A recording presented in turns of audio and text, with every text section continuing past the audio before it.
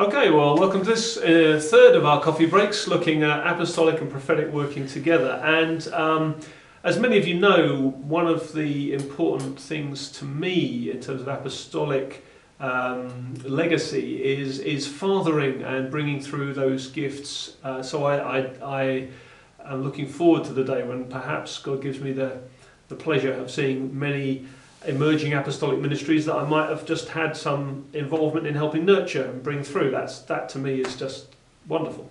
So I want to ask Mike, from a prophetic point of view, how do you feel you'd like to see a kind of a nurturing of prophetic gifting going forward? Yeah, I think first of all it starts off with a long-term vision, even as in relational mission. We're looking to encourage people that we first of all are a prophetic people, that hearing is part of our inheritance. And even coming in 2014 and 2015, we're looking to put on some day events on learning to hear the voice of God, because if we know our inheritance, then that's a framework for prophetic ministry and gifting to emerge. And so then from that, building relationship with prophetic people, because being prophetic, sometimes you're misunderstood, as we've said, but when we relate together, we encourage each other in character, we encourage each other in gifting, and to be able to understand and relate together. Then when we have events such as prayer and equipping, you've got a team that works together. When we were in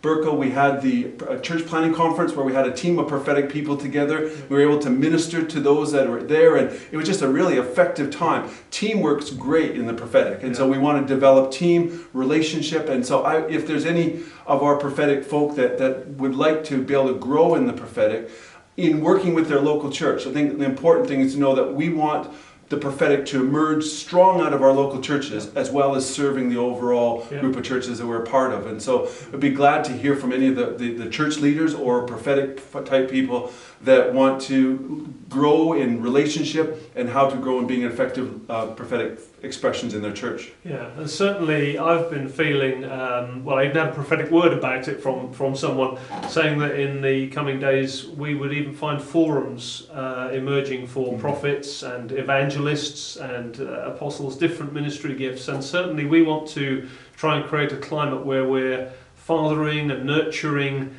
through people into secure expression of their gifting.